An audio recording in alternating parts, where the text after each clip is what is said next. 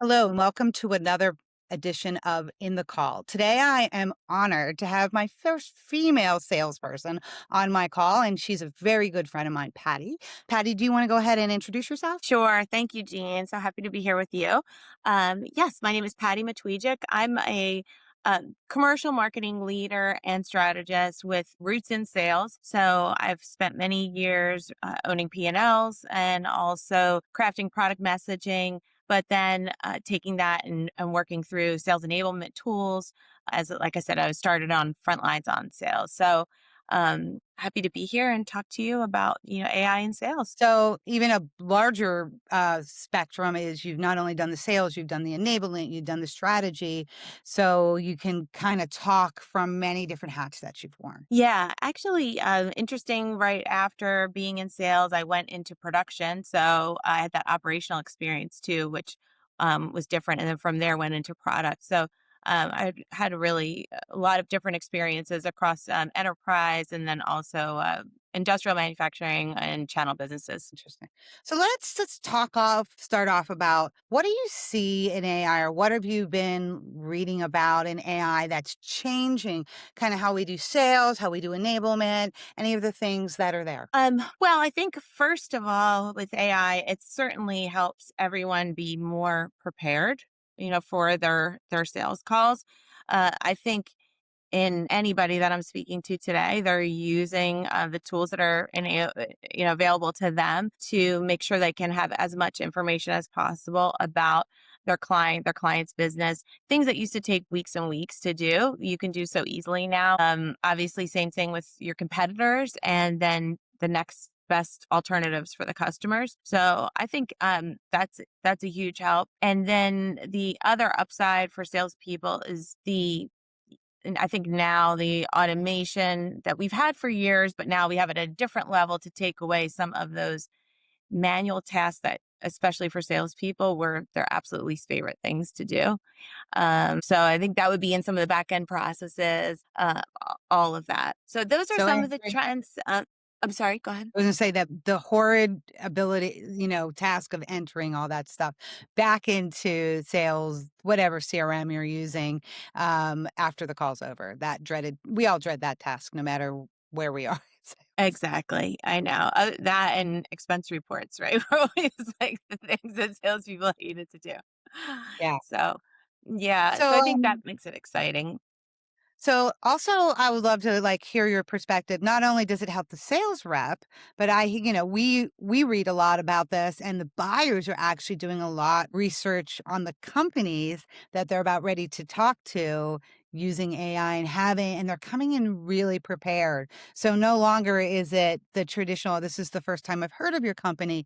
They're actually doing some of the preparedness of using AI also. Absolutely. Yeah. And we were seeing this trend even from a marketing perspective in the business, and would be working with our sales teams to make sure that, we're coming in then at that point in time where we don't want to be repetitive of all the things that the customer has already self-searched and figured out on their own. You really want to come in strong because you also don't know what relationships and connections they've made with, with other vendors. And so it's kind of critical that you get that right. And as much as you want to do your pitch, make sure that it's the right pitch for the right time. Right. So let's talk about building the relationship a little bit. And I think that is really what we all agree the role of sales is, right? They're the Right. relationship builders. I know, what have you done in the past to really do relationship building? Tips that you could give to people of how you were able to really build those relationships? Because I think in my mind, anyways, you can do research, but the relationship level and building that between human to human is still never going to be something that's done by AI. It's kind of our emotional intelligence, or this intelligence that we have to make feel people feel comfortable, to make understand their personalities and what's important to them. And that's very important in sales. So, any tricks that you've used in your past, or how you've done relationship building? Yeah, I think trust and relationship building are the keys. Like you said, those are things that we won't be able to replace. We don't think with AI. Building trust yeah, it does come from that person to person interaction and finding, some common ground that's, genuine, I think. But first, what you have to do is show up well. So I think, again, making sure that you are listening, that's going to be the first side of it. Am I listening? Am I picking up on uh, your cues? Am I actually hearing what you're saying and then responding to that?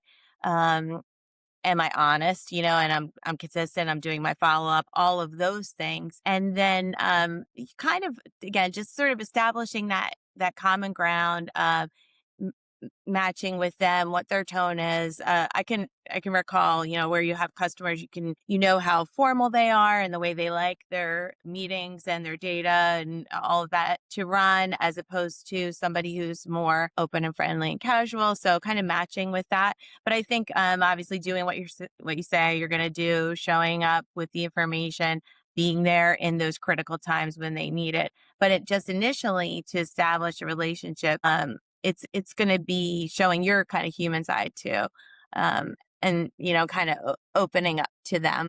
And at Nayak, we talk about it a lot, the fundamental professional meeting, right? Like having the basics to make sure you run a professional meeting where you're respecting in many ways, the time that somebody's giving you, because they are taking 30 minutes, an hour out of their busy days to come and talk to you. So that groundwork of understanding. And the one thing that we talk a lot about, which you hit right on, was to listen. And I think that's where a lot of people go wrong. And when they're younger in their sales career, is to really take the time, listen, not just don't talk, but listen, Mhm.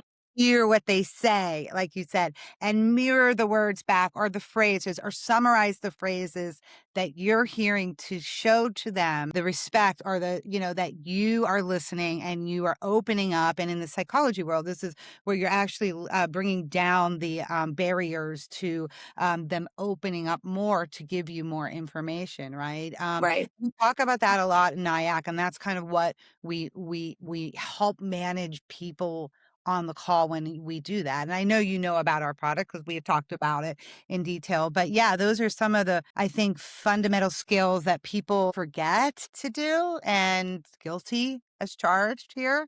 Right. As a founder, I get on calls and I get so excited about my product that I just want to tell everybody about it. But I miss the signal where they've turned off, right? They're Yeah. like, oh, like, and they still might be looking at me and smiling, but Right. it's a signal where they actually really turned it off. Yeah. So that's some great stuff. Are you, I would love, have you been playing around with any tools or tinkering with any tools lately that the audience might look? Are you using Copilot? Are you using Mhm. that? Or which one are you kind of playing around with? Yeah, I mean, I've used Copilot a lot I use that a lot in work.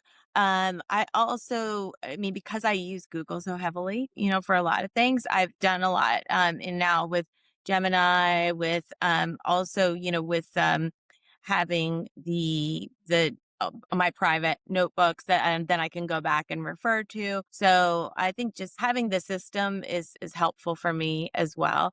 Um, and I think for people that are in different enterprises, they are in some cases going to be, bound to whatever is in that particular office.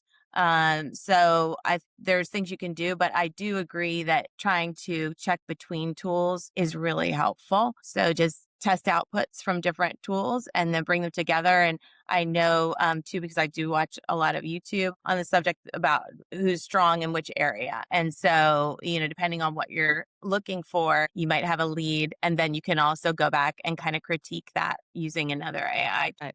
So, would you, and I think, everyone's got a different level of AI where they're at in their adoption curve. And we typically go, I'm not interested in it, right? I'm AI curious, or I'm AI ready, right? I use it like every day or pretty much every day in what I'm doing. Where would you put yourself on that spectrum? Myself, and I am ready.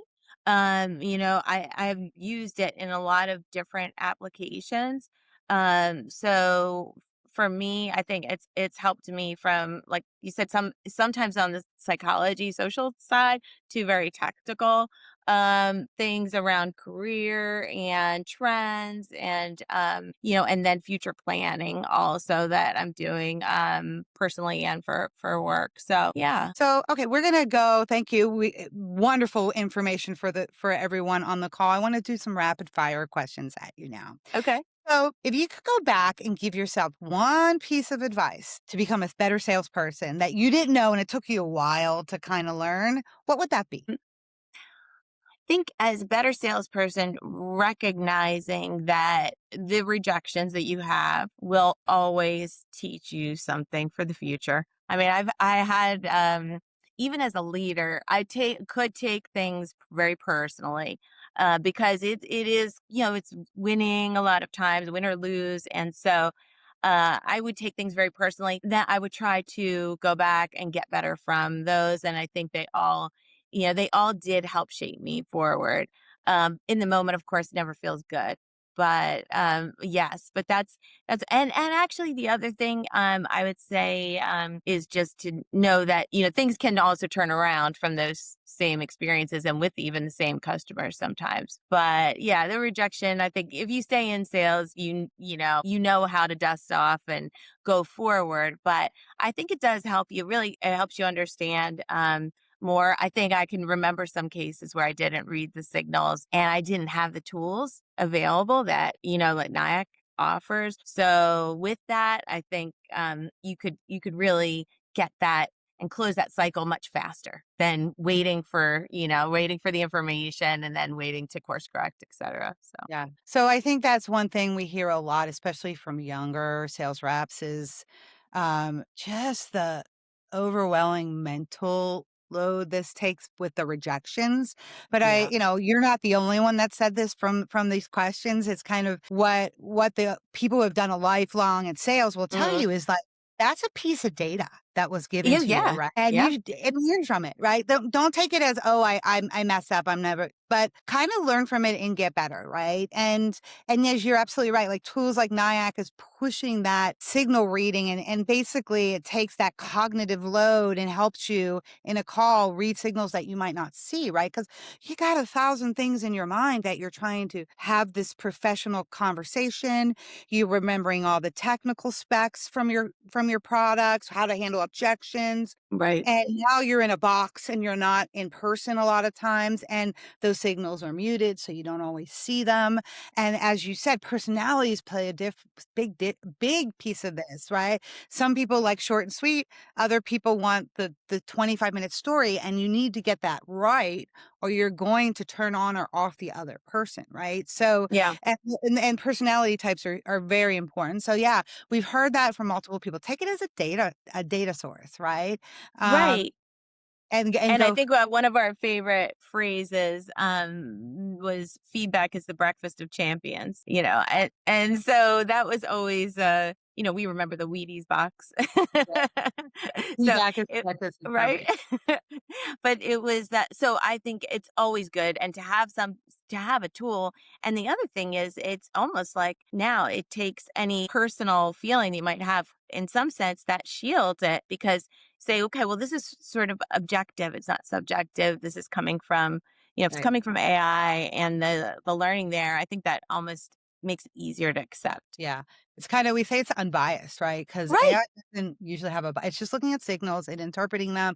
It's giving you hints. You can use them or not. We always allow the people to be in control. And then, the other thing I always say, it never gets tired. It doesn't need coffee in the morning, right, to get started. Brain started, it's Exactly. already working, right? It just comes in ready to go. Thank you very much. I'll let this last minute for you to really just tell people how to get in touch with you. And I would like to thank you for that wonderful pieces of information. And again, wonderful. Again, a dear old friend of mine. So, and I admire her as a sales leader. So, Patty, Oh. let us know how people can get in touch with you. Yeah, you can get in touch with me on LinkedIn at Patty Matwijec. I have a tough last name, but Matw. If you put that in, you'll find me. And also, I would love to talk further, chat about this topic. I think it's really interesting what's happening now, and again, how many tools are available to lift the load to really help salespeople focus on relationships. Thank you. And thank Yeah. everyone for watching this episode in the call. We'll be back again soon. Bye.